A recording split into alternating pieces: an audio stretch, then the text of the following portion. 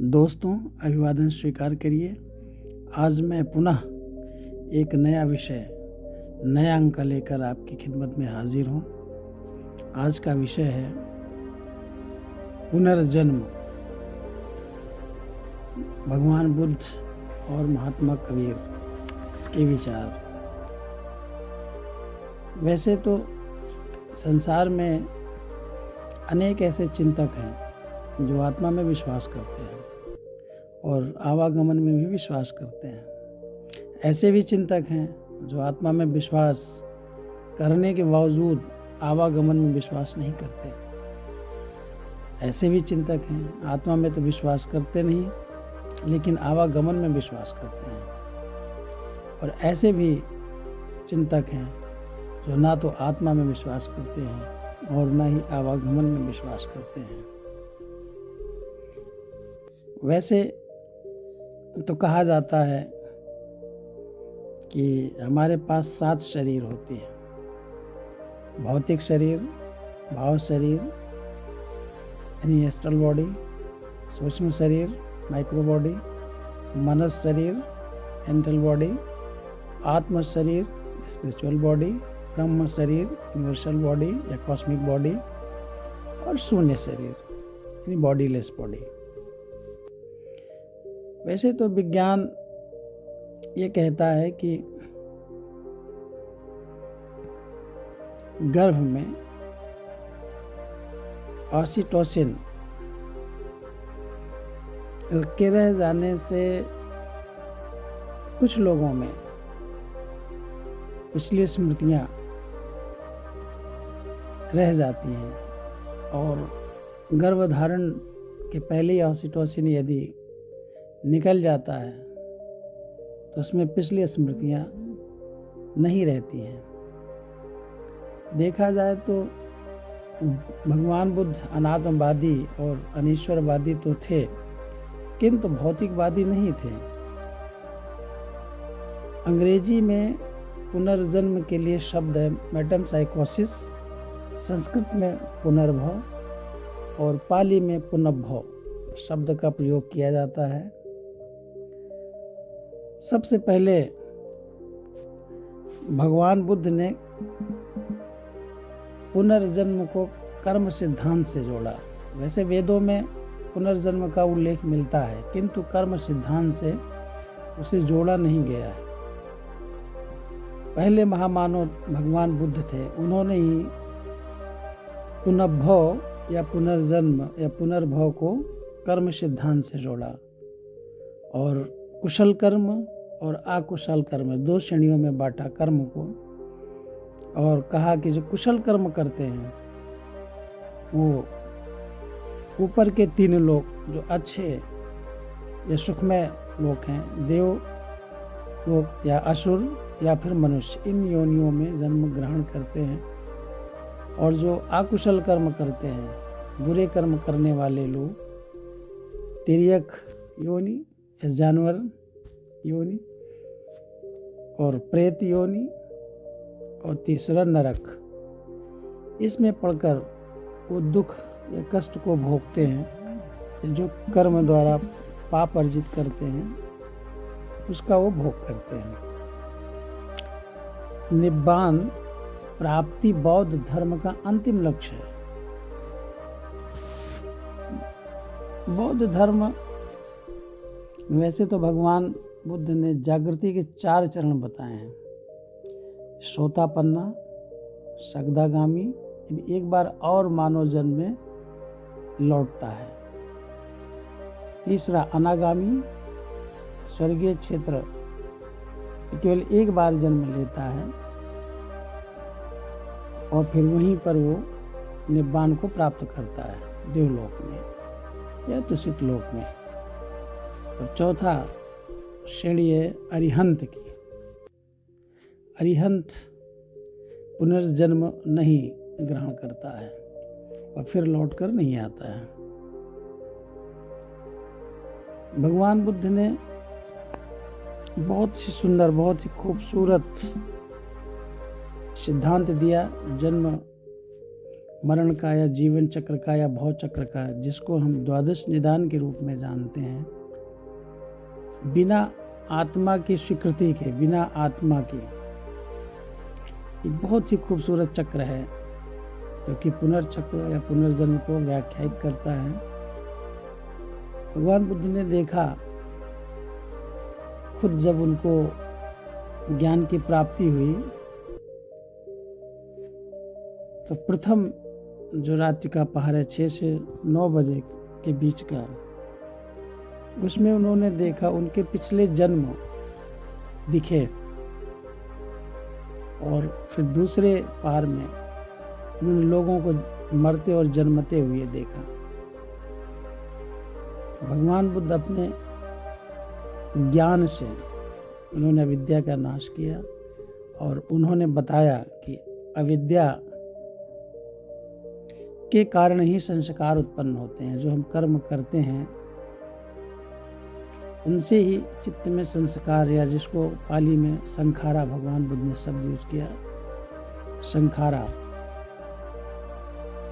बनते हैं। संखारा के कारण ही विज्ञान की उत्पत्ति होती है, और विज्ञान के कारण नाम रूप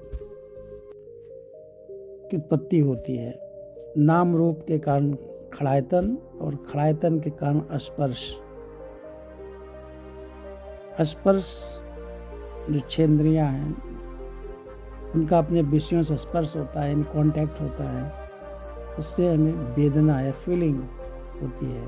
जो दुख या सुख 2 तरीके हो सकती है, प्रिय है तो सुख है, अप्रिय है तो दुख है। वेदना के कारण ही तृष्णा उत्पन्न होती है, यानी विषयों के प्रति जो अतृप्ति होती है, जिसके कारण जो सुखद अनुभूतियां हैं, जो सुख है, उसके प्रति एक मोह आसक्ति, जिसको भगवान बुद्ध ने उपादान कहा है। उपादान उत्पत्ति होती है, उपादान के कारण ही भाव, यानी इस संसार में पुनः आने की इच्छा प्रकट होती है या जन्म लेती है, और इस संसार में आने की इच्छा के कारण ही हमारा जन्म होता है, और फिर जब जन्म होता है उसके कारण ही हम बचपन युवावस्था पार करके जरावस्था में पहुंचते हैं। जरा और मरण होता है, जिसके कारण दुख उत्पन्न होता है। ये बहुत ही खूबसूरत द्वादश निदान जिसको कहा जाता है बौद्ध साहित्य में, भगवान बुद्ध ने दिया, जिसमें कहीं भी आत्मा का कोई जिक्र नहीं है। फिर भी इस संसार में पुनः उत्पन्न होता है, और इस चक्र में वो पढ़कर दुख को भोगता है। इसलिए इस चक्र से मुक्ति का मार्ग ही भगवान बुद्ध का पूरा मार्ग है, जिसे बौद्ध साहित्य में या दर्शन में निब्बान कहा जाता है। निब्बान ही जीवन का परम या अंतिम लक्ष्य भगवान बुद्ध ने घोषित किया। आइए हम देखते हैं कि भगवान बुद्ध और कबीर के विचार क्या समान हैं पुनर्जन्म पर, या कुछ भिन्नता लिए हैं। भगवान बुद्ध ने पुनर्जन्म को बहुत ही अच्छी तरह से व्याख्यायित किया। सब कुछ स्पष्ट है कि हम अच्छे कर्म करेंगे तो हमें अच्छे लोक मिलेंगे, अच्छे लोक में हम उत्पन्न होंगे, या जो सुख की योनियां है उसमें हम प्रकट होंगे या उत्पन्न होंगे। और यदि अकुशल कर्म करेंगे, बुरे कर्म करेंगे, तो हम कष्ट वाली योनियों में उत्पन्न होंगे। आइए एक उदाहरण धम्म पद गाथा संख्या 153 से लेते हैं। भगवान बुद्ध कहते हैं, अनेक जाति संसारंग संधा विसंग अनिविसंग गहकार कंग गवे संतो दुखा जाते पुनः पुनः। अर्थात बिना रुके अनेक जन्मों तक मैं संसार में दौड़ता रहा। इस शरीर रूपी घर को बनाने वाली तृष्णा की खोज करते करते बार बार दुख में जन्म में पड़ता रहा।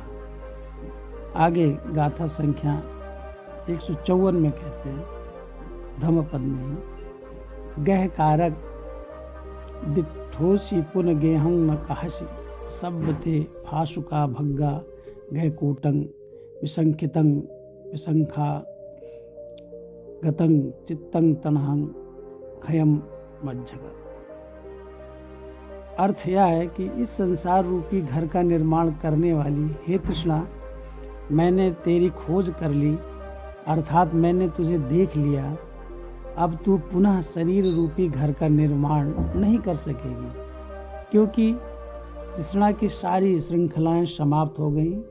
शरीर रूपी घर का शिखर गिर चुका है, चित्त संस्कार रहित हो चुका है और अरहत्व प्राप्त हो गया है। अब इतनी प्रामाणिक अनुभूति भगवान बुद्ध के अतिरिक्त किसी को भी नहीं मिली।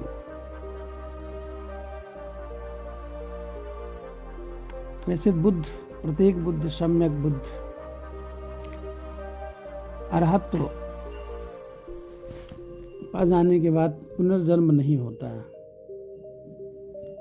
क्योंकि इनके द्वारा पुनर्जन्म के जो कारण है, जो संयोजन है, उन बंधनों को विश्रृंखलित कर दिया जाता है, उसका नाश कर दिया जाता है।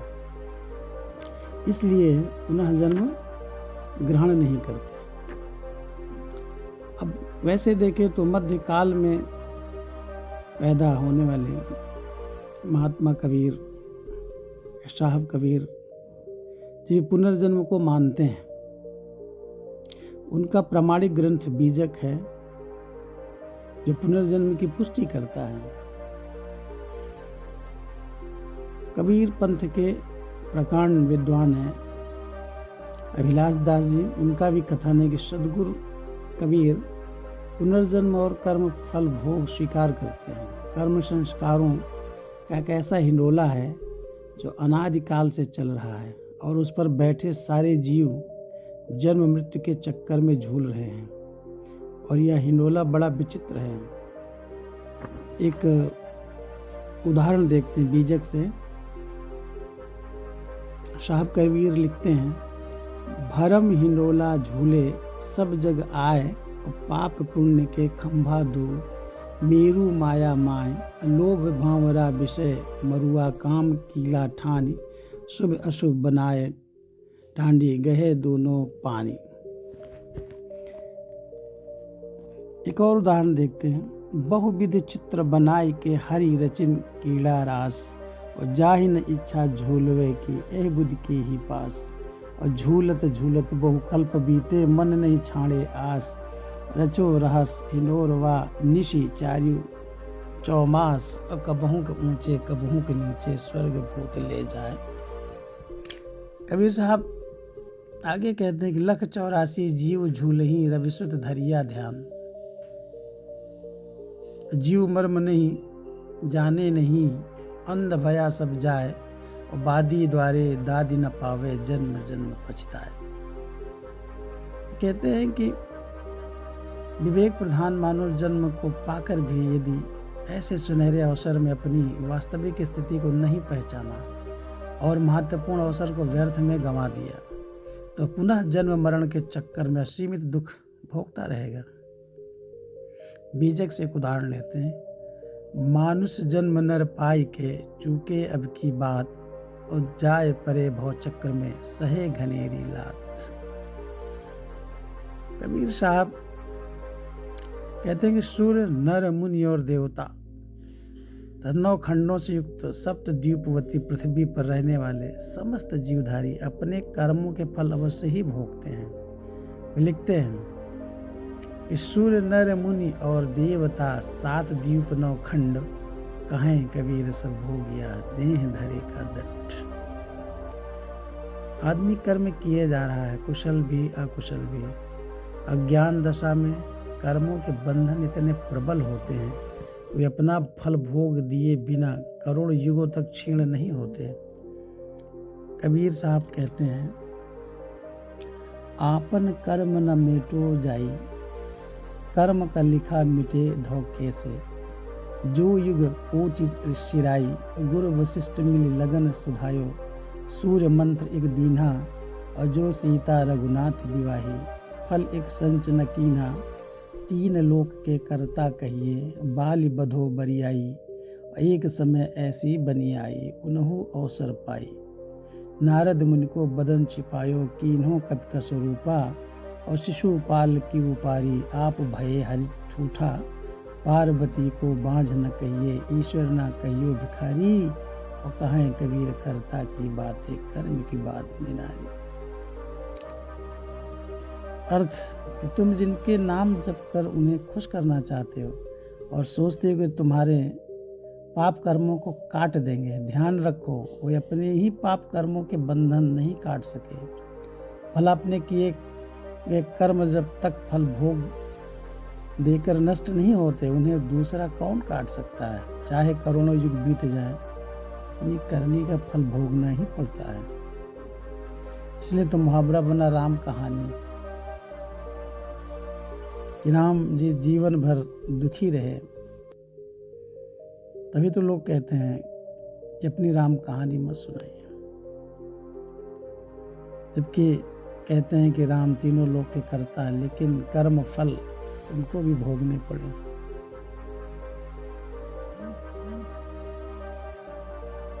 वैसे एक और उदाहरण लेते हैं बीजक साखी 205 से, तौलो तारा जगमगे, जोले उगे नशूर, और तौलो जीव कर्म बस डोले, जो लो ज्ञान नपूर। अज्ञान दशा में कर्मों के बंधन भले ही इतने प्रबल हों, करोड़ों युगों तक क्षीण ना हो, लेकिन ज्ञानोदय होने पर कर्म उसी प्रकार विनष्ट हो जाते हैं जैसे सूर्योदय के उदय होने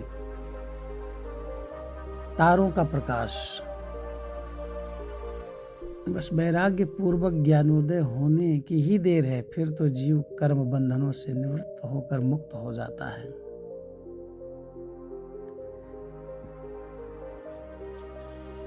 तो यदि देखा जाए तो साहब कबीर पुनर्जन्म को पूरी तरह से स्वीकार करते हैं। कहते हैं कि पूर्व जन्म हम ब्राह्मण होते ओछे कर्म तपहीना, और रामदेव जी की सेवा चूका पकड़ जुलाहा कीना। इससे भी ध्वनित हो रहा है कि कबीर साहब पुनर्जन्म को मानते हैं। एक जगह और लिखते हैं, करम का बांधा जियरा, अस निशि आवे जाए, ओ अनेक जतन करिटार, ये करम पास नहीं जाए।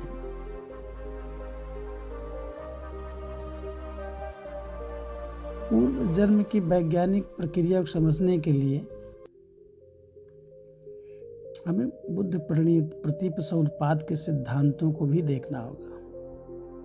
वैसे तो भवचक्र की चालक शक्ति तृष्णा है, जो संघनित होकर आसक्ति का रूप धारण कर लेती है और भव संस्कार बनाती है। भव संस्कार के कारण ही जाति अर्थात जन्म अथवा पुनर्जन्म की प्रक्रिया का सूत्रपात होता है। और इस सभी सारी प्रक्रिया अविद्या इसका मुख्य इसमें योगदान देती है, और ज्ञान के उदय होते अविद्या के नाश होते ही भवचक्र समाप्त हो जाता है।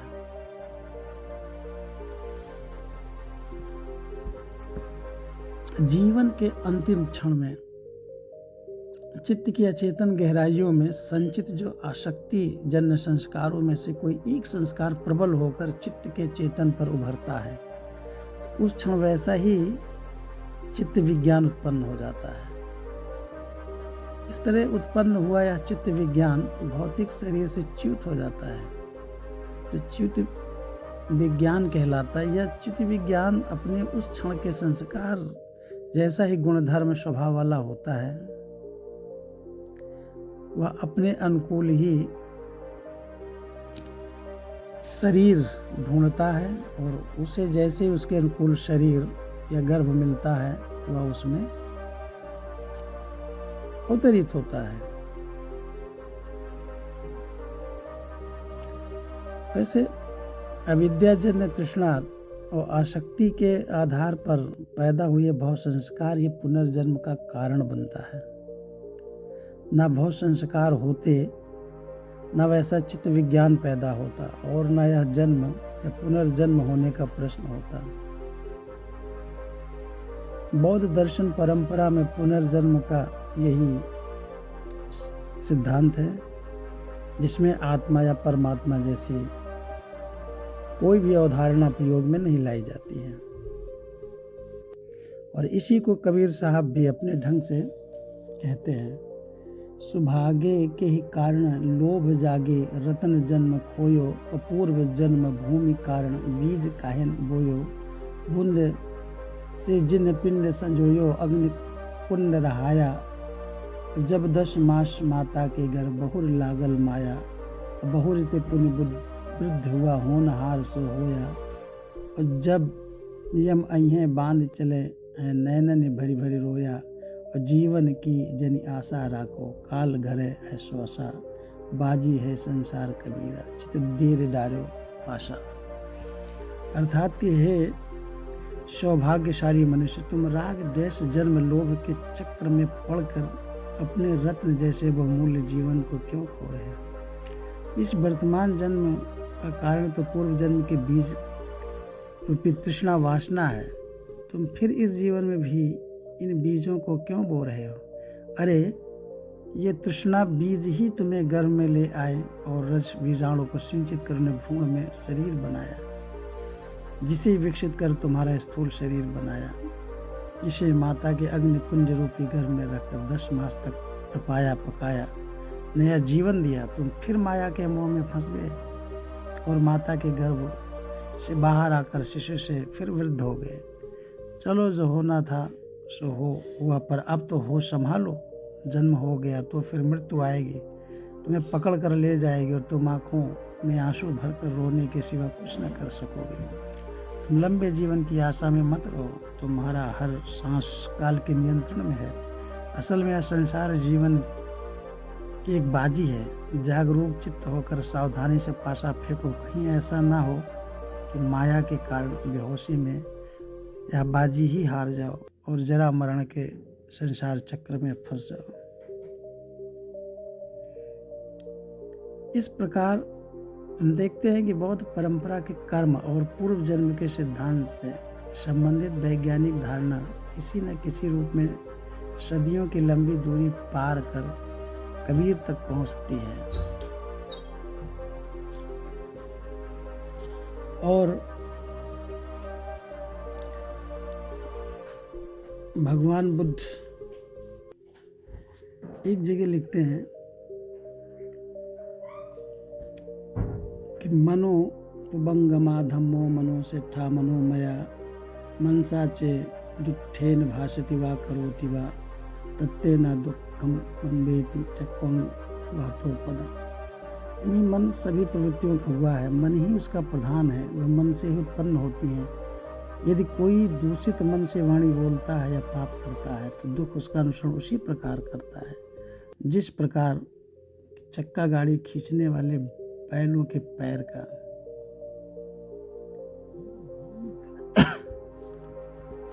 एक कहानी, छोटी सी कहानी है। श्रावस्ती में महाधनी सेठ रहता था जिसका आनंद नाम था। उसका एक बेटा था मूल सिरी। उसका पिता अपने बेटे आनंद को भी कंजूसी करने की शिक्षा देता था। एक समय आया कि मूल सिरी के पिता आनंद का देहावसान हो गया। वह श्रावस्ती में ही एक चंडाल के घर उत्पन्न हुआ। जब वह सयाना हुआ तो उसे पूर्व जन्म का स्मरण हो गया। एक दिन वह भीख मांगता हुआ अपने पूर्व जन्म के घर से गुजर रहा था तो मूल सिरी के घर को अपना ही घर समझकर उसमें बेधड़क घुस गया। मूल सिरी को जब यह पता चला कि चांडाल घर में घुस गया तो उसने उस चांडाल की पिटाई करवा कर घर से निकलवा दिया। उसी समय भगवान बुद्ध ने आनंद के साथ भिक्षाटन हेतु नगर में प्रवेश किया था। भगवान बुद्ध ने जब इस समाचार को जाना तो उन्होंने आनंद से कहा कि भगवान के कहने पर आनंद ने मूल श्री से कहा कि जो चांडाल तुम्हारे घर में घुसा था और जिसको पिटवा कर उसे घर से निकाल दिया वह तुम्हारा पिता आनंद था। इस प्रकार भगवान बुद्ध ने समझाकर उपदेश दिया कि पुत्था मत्ति धनम अत्ति इत्ति बालो विहंजति अत्ता ही अत्तनो नत्ति कुतो पुतो पुतो धनम। अर्थात इस संसार में लोग यूँ कहकर परेशान होते रहते हैं कि यह मेरा पुत्र है, यह मेरा धन है।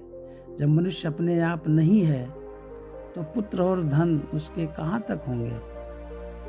इस तरह से भी स्पष्ट होता है कि भगवान बुद्ध पुनर्जन्म को तो अवश्य मानते थे, आत्मा परमात्मा को तो नहीं मानते थे, लेकिन पुनर्जन्म को अवश्य मानते थे। उसी तरह से कबीर की वाणियों से भी स्पष्ट हुआ कि भगवान बुद्ध की तरह ही कबीर भी पुनर्जन्म को मानते थे और पुनर्जन्म में विश्वास करते थे। और कर्म, जिस तरह से भगवान बुद्ध ने कर्म से पुनर्जन्म को जोड़ा, उसी प्रकार साहब कबीर ने भी कर्म से ही पुनर्जन्म को जोड़ा। यदि हम अच्छा कर्म करेंगे, कुशल कर्म करेंगे तो हमारा जो पुनर्भव होगा वो सुखमय होगा या अच्छी या उच्च योनियों में होगा। और यदि हम अकुशल कर्म या बुरे कर्म करेंगे तो हमारा जन्म निम्न योनियां हैं जिनमें हम दुख भोगते हैं, उसमें हमारा पुनर्भव होगा। तो आज बस यहीं तक, फिर मिलते हैं अगले अंक में, इस आशा के साथ कि यदि वीडियो अच्छी लगी हो तो लाइक करें, शेयर करें और कमेंट करें। हमारे इस नए चैनल को सब्सक्राइब करें। जय हिंद, जय भारत।